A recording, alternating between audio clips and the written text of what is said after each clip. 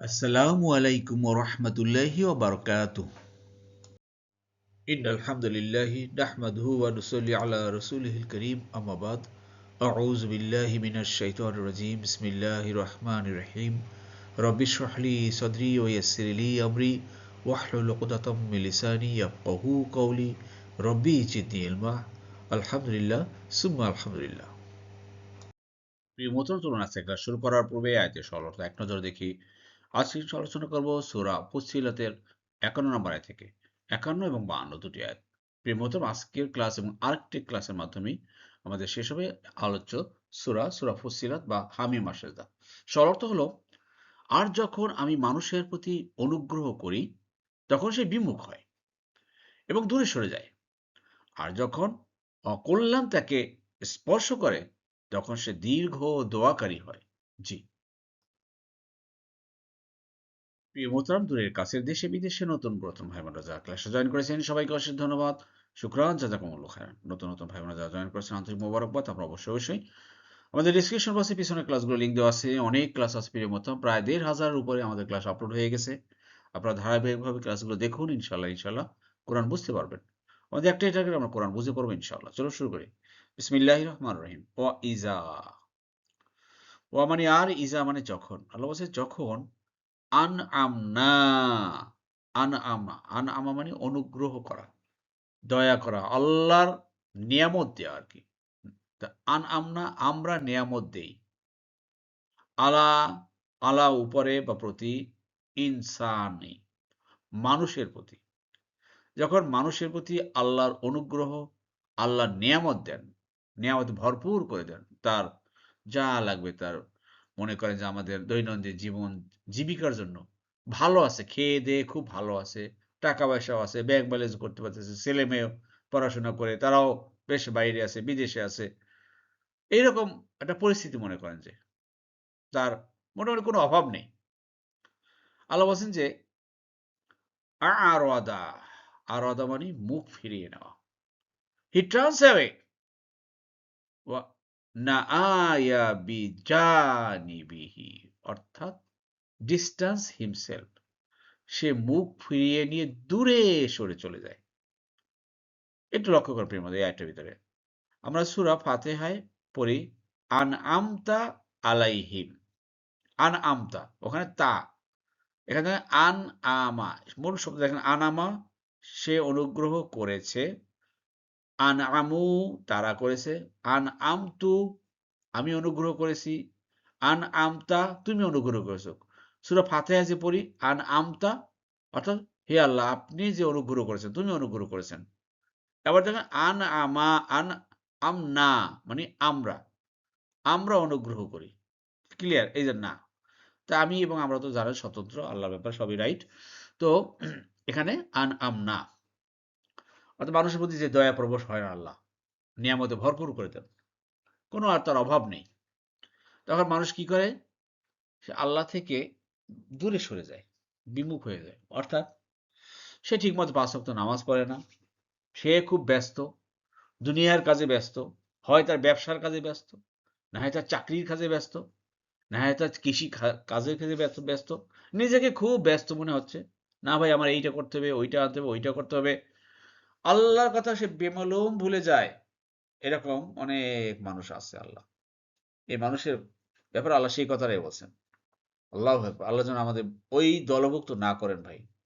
আমরা আল্লাহর শুকর গুজারি বান্দা হব। আল্লাহ যত আমাদেরকে নিয়ামত দিবেন তার চাইতে বেশি আমরা শুকর করব আল্লাহর কাছে, আল্লাহর কাছে বেশি ধর্ণা দেব, বেশি বেশি আল্লাহর ইবাদত করবো ইনশাআল্লাহ। আমরা আল্লাহর পথ থেকে বিমুখ হব না, দূরে সরে যাব না ইনশাআল্লাহ। জি। এই জন্য আল্লাহ এটা বলছেন যে আসলে ওদেরকে অনুগ্রহ করলে ওরা দূরে চলে যায়। জি। এরপর দেখেন প্রিয় মোহতারাম, আল্লাহ কি বলছেন? ওয়া ইজা, আর যখন মাস্সা স্পর্শ করে হু তাকে, শাররু কোনো অকল্যাণ, মানুষের উপরে যখন কোনো অকল্যাণ স্পর্শ করে তখন সে কি করে? ফা, তখন জু, জু মানে ওয়ালা, ওয়ালা কি ওয়ালা হয়ে যায়? দুআইন দোয়ালা হয়ে যায়। আরি দীর্ঘ লেন্দি, তখন সে আল্লাহর কাছে বড় দোয়াকারী হয়ে যায়। আল্লাহু আকবার। দেখেন আমাদের কিন্তু বাস্তব জীবনের সাথে মিলে যাচ্ছে। যখন দেখেন আমাদের আপনার আমার কোনো বিপদ হয়, হয়তো বিপদ বলতে মনে করেন যে কারো সন্তান অসুস্থ হয়ে গেছে হাসপাতালে, বা দৌড়াদৌড়ি করতেছে, বা স্ত্রী বা স্বামী, এই যে বিভিন্ন ভাই অকাল্যাণ আছে না? আর একটা চাকরির ক্ষেত্রে বলেন, চাকরি ওটা বাদই দিলাম। যে বিপদ আপদ মুসিবত যে মানুষের জীবনে যখন আসে, তখন সে বেশি দীর্ঘ দোয়াকারী হয়ে যায়। বেশি, বেশি মসজিদে যায়, নামাজ পড়ে।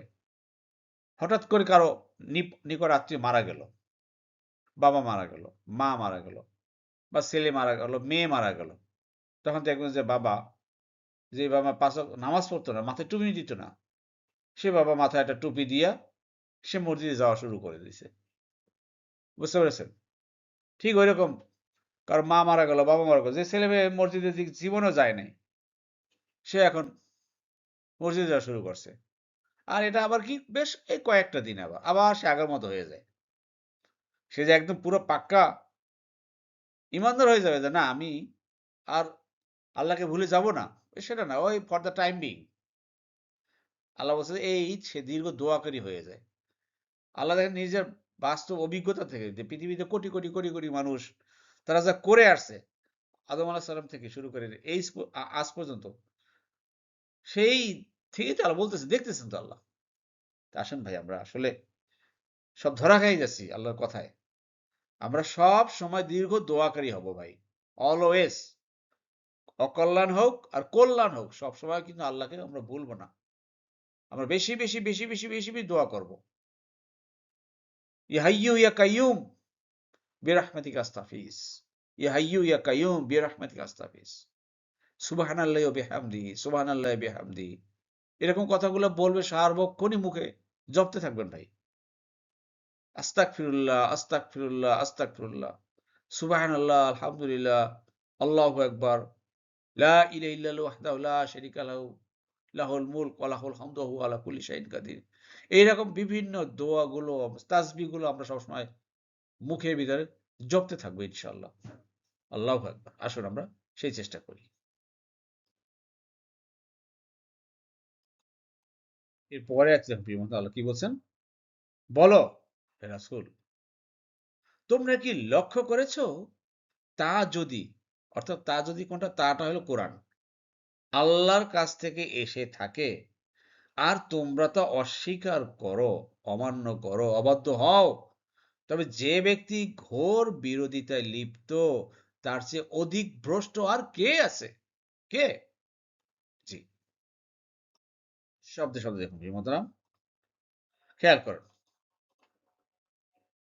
কুল ইম্পারেটিভ ভার্ব, কলা সে বলেছে, ইয়াকুলু সে বলে, আর আদেশমূলক হলো গিয়ে কুল, সেই হে রাসূল আপনি বলেন, আরাআইতুম, আরাআইতুম, তোমরা কি লক্ষ্য করেছো?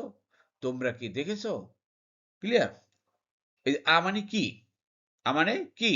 প্রশ্ন। মানেই দেখা বা লক্ষ্য করা। তা আইতু আমি দেখেছি, আইতা তুমি, হ্যাঁ? সে, আইনা আমরা, আইতুম তোমরা। তা তোমরা আসছে এখানে। অতীতকালে ভার্ব। তোমরা কি লক্ষ্য করেছো? ইন মানে যদি, কানা মানে হয়, মিন ইনদাল্লাহি আল্লাহর পক্ষ থেকে, মিন মানে হতে বা থেকে, ইন্দা মানে নিকটের কাছে, আল্লাহর পক্ষ থেকে। তোমরা যদি মনে করো যে একটু ভেবে দেখো যে তা যদি হয় আল্লাহর পক্ষ থেকে আসে, তার মানে কোরআন। আর এরপরে কি করবো? সুম্মা তারপরে কাফারতুম, কাফারা সে অস্বীকার করেছে বা ডিসবিলিভ করেছে, কাফারতু আমি করেছি, কাফারতা তুমি, কাফারনা আমরা, কাফারতুম তোমরা। তা তোমরা অস্বীকার করো। এরপরে যে তোমরা অস্বীকার করো, আল্লাহর পক্ষ থেকে কোরআন আসছে, তোমরা মানলা না, তোমরা কোরআন অনুযায়ী চললা না, কোরআনের শরিয়া অনুযায়ী চললা না, শরিয়া আইন বিধান মানলা না। বুঝতে পারছেন যে বাস্তবতা কিন্তু আমরা ধরা খেয়ে গেছি। আমরা সবাই কোরআন পড়ি, কোরআন পড়ি, কোরআন তেলাওয়াত করি, কোরআন তেলাওয়াত করি, কিন্তু কোরআনে যে বিধানগুলো দিয়েছে সেই বিধানগুলো আমরা আমাদের ব্যক্তিগত, পারিবারিক এবং সামাজিক রাষ্ট্রীয় জীবনে এর কোনো এক্সিকিউট কার্যকারিতা নাই ভাই। তাহলে আমরা কি করলাম? অস্বীকার করা, অমান্য করা। আল্লাহু আকবার।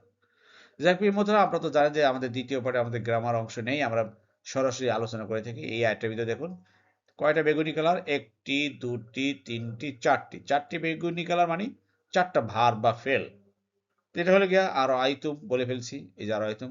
কাফারতুম, কাফারা, কাফারতু, কাফারতা, কাফারা, কাফারনা, কাফারতুম। এটাও কত নম্বর ফর্ম বুঝতে পারতেছেন? ক্রিয়ার 1 নম্বর ফর্ম, 1 নম্বর দল। আর এটা হলো গিয়া রা, সে দেখেছে। রা মানে কি? সে দেখেছে। এটা হলে 1 নম্বর ফর্ম, 7 নম্বর দল। জি, আশা করি বুঝতে পেরেছেন। জি, এবার দেখুন আল্লাহ বলছেন যে বিহি, বিহি মানে তাতে, অর্থাৎ এই কোরআনে বা তবে। মান মানে যে, মান মানে কি? মা মানে কি আর মান মানে কে যে, মনে আছে তো? কত নম্বর আমাদের সূত্রটা ছিল? কি প্রোনাউন বলা হয় এটাকে? ডেমনস্ট্রেটিভ প্রোনাউন নাকি রিলেটিভ প্রোনাউন? Relative pronoun. মান। আদল্লু, দল্লা থেকে আদল্লু হয়ে গেছে। দল্লু হইলে গিয়ে পথভ্রষ্ট, আদল্লু অধিক পথভ্রষ্ট। এটা হলো কিন্তু ভার্ব মনে করেন, এটা ভার্ব না, এটা হলো গিয়ে সুপারলেটিভ, অ্যাডজেক্টিভের সুপারলেটিভ। অধিক ভ্রষ্টকে, মিম্মান তার চেয়ে, হুয়া মানে সে, ফি শিকাকিন বিরোধিতা আছে, বাঈদ ঘোর বিরোধিতায়। তাহলে বলছে যে তবে তার চাইতে ওই ব্যক্তি যে ঘোর বিরোধিতায় লিপ্ত আছে, মানে কোরআনের ধারে কাছেও নাই, কোরআনের আইন, কোরআনের বিধান, আল্লাহর হুকুমের সে ধারে কাছেও নাই। আল্লাহ বলছে এর চাইতে অধিক ভ্রষ্ট আর কি আছে? সে আপনার দুনিয়াতে মনে করেন যত বড় শিক্ষিত হোক না কেন, সে যত তার ডক্টর ডিগ্রি হোক না কেন, সে যত প্রবীণ ব্যক্তি হতে বলে, যত সুশীল সমাজ, যত বড় বড় যাই কিছু বলেন না কেন, আল্লাহ বলছেন যে যে সে কোরআনের যে বিরোধিতা আছে, সে অধিক ভ্রষ্ট, অধিক ভ্রষ্ট ভিতরে আছে। ক্লিয়ার, এখানে আর কোনো কিছুই নাই ভাই। আসুন আমরা বোঝার চেষ্টা করি। ভ্রষ্ট থেকে বাঁচতে হলে আমাদেরকে কোরআনের টাচে আসতে হবে, কোরআন পড়তে হবে এবং সেটা বুঝে বুঝে পড়তে হবে। শুধু আমরা তেলাওয়াত করলে হবে না, পাঠ করলে হবে না, আমাদের বুঝে বুঝে পড়তে হবে। আল্লাহ আমাদের সবাইকে এই কোরআন বুঝে পড়ার তৌফিক দান করুন। আল্লাহ আমাদের সবাইকে মাফ করে দিন। আল্লাহ আমাদের সবাইকে যাবতীয় বিপদ, আপদ, মুসিবত, ক্ষতিকর শাররা থেকে রক্ষা করুন। আমরা যেন সর্বাবস্থায় আল্লাহর জিকির, আল্লাহর তাসবিহ, আল্লাহর স্মরণ আমরা করতে পারি। আর সবচেয়ে বড় স্মরণ হলো এই কোরআন। এই কোরআনকে যেন আমরা সার্বক্ষণিক ধরে রাখতে পারি। সবসময় ভাই আপনার কোরআন পড়বেন, সবসময় আপনার কোরআন পড়া বোঝার চেষ্টা করবেন। আর আমি যেটা বলছি, সবসময় জিহ্বাকে ভিজিয়ে রাখবেন। যে কোনো জায়গায় চলাচল করেন না কেন, বাসে বলেন, ট্রেনে বলেন, অফিসে বলেন, রিক্সায় যাচ্ছেন, সুবহানাল্লাহ, সুবহানাল্লাহ, সুবহানাল্লাহি বিহামদিহি, সুবহানাল্লাহি বিহামদিহি, এই একটা কথা, ছোট্ট একটা কথা সুবহানাল্লাহি বিহামদিহি আপনি বলতে থাকেন, দেখবেন যে আল্লাহ সুবহানাহু ওয়া তাআলা আসমান এবং জমিন ব্যাপী আপনার জন্য আল্লাহ অনেক বড় বড় বড় বড় বড় বড় নিয়ামত তথা আপনার যে সওয়াব আল্লাহ লিখে রাখেন, এগুলো সেই কিয়ামত, কাল কিয়ামতে আমাদেরকে দিবেন। আল্লাহ আমাদের সবাইকে এই কোরআনের সাথে থাকা তৌফিক দান করুন। আল্লাহ আমাদের সবাইকে সব যাবতীয় বিপদ আপদ মুসিবত থেকে রক্ষা করুন। আমরা যারা যারা বিভিন্ন কষ্টে আছি, দুঃখে আছি, আল্লাহ সেই সকল দুঃখ কষ্ট আমাদের থেকে দূর করে দিন। আমাদের সবাইকে হায়াতে তৈয়বা দান করুন। আমাদের নিকটতম আত্মীয়জন, প্রিয়জন যারা দুনিয়া থেকে চলে গেছেন, আল্লাহ তাদেরকে ক্ষমা করে দিন, তাদেরকে ইহসান নসিব করুন। আর আমাদের পিতামাতা, দাদা দাদি, নানা নানি, আত্মীয় স্বজন, শ্বশুর শাশুড়ি যারা জীবিত আছেন, তাদেরকে আল্লাহ মাফ করে দিন। আর যারা চলে গেছেন তাদেরকেও আল্লাহ মাফ করে দিন। আমিন, আমিন।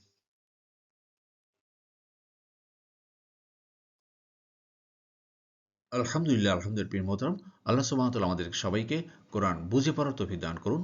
আমিন, আমিন। সুবহানাকা আল্লাহুম্মা বিহামদিকা আশহাদু আল্লা ইলাহা ইল্লা আনতা আস্তাগফিরুকা ওয়া আতুবু ইলাইহি। আসসালামু আলাইকুম ওয়া রাহমাতুল্লাহি ওয়া বারাকাতুহু।